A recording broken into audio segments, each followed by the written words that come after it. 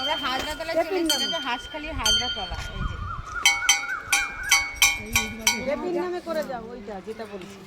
তুই কি করছিস? কেন? দড়ি তো আনিনি, কি দিয়ে পারবো?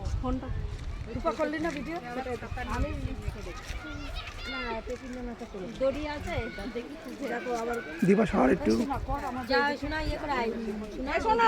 জুতোটা খুলে নমস্কার জানছিস? কোথায় পেলি এসব? ঠিক কোথা থেকে ঘুরিয়ে দিয়েছে। কোথায় পেলি কোথায়? পুরো সাইড ঠিক ঘুরিয়ে পেয়েছে। আমরা ঢিল দড়ি দুটোই যেন আমাদের রেখে দিয়েছে। কি বাচ্চা এই যে তোমাদের ছোট বোন না, কিন্তু আমরা পাচ্ছি না, আমি বাঁধবো কি করে? দীপার কাছ থেকে দাও তো মাঠটা,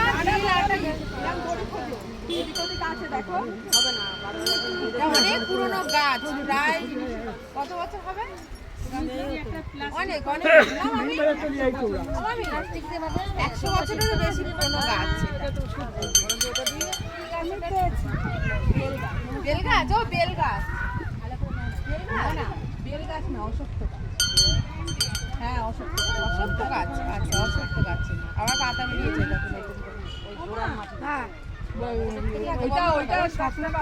মনে যেটা আসে সেটা বলে তারপরে বাধ্য হয় এটা বসে থাকবে, সেটা সফল হলে খুলে দেবো। আমি আমার নিয়ে দীপা আমার নিয়ে অবশেষে আমি একটা পেয়েছি, এখান থেকে নাকি এইভাবেই বাঁধতে হয়। না, কারোর খোলাতে পারতেন তা খুলতে নেই তাহলে তো ওটা পড়ে থাকে ওটা নিলে কেন? অন্যের মনে হয় তুমি বন্ধ করবে কেন? না না, এই যে ইট নিতে হবে, শুকনো ইট নিতে হবে, আর দড়ি নিতে হবে। ওইটা পুরো খুঁজে নিয়ে আসি তাহলে। নতুন দেখো, ইট আর হচ্ছে দড়ি দেখি একটু কেটে দাও, কেটে দাও। হয়ে গেছে। পুরো গাছটাকে দেখা, গাছটাকে দেখা। গাছটা কিন্তু এইদিকে মানে অনেক বয়স হয়ে গেছে, আবার এইদিকে দেখো নতুন করে পাতা বেরিয়েছে।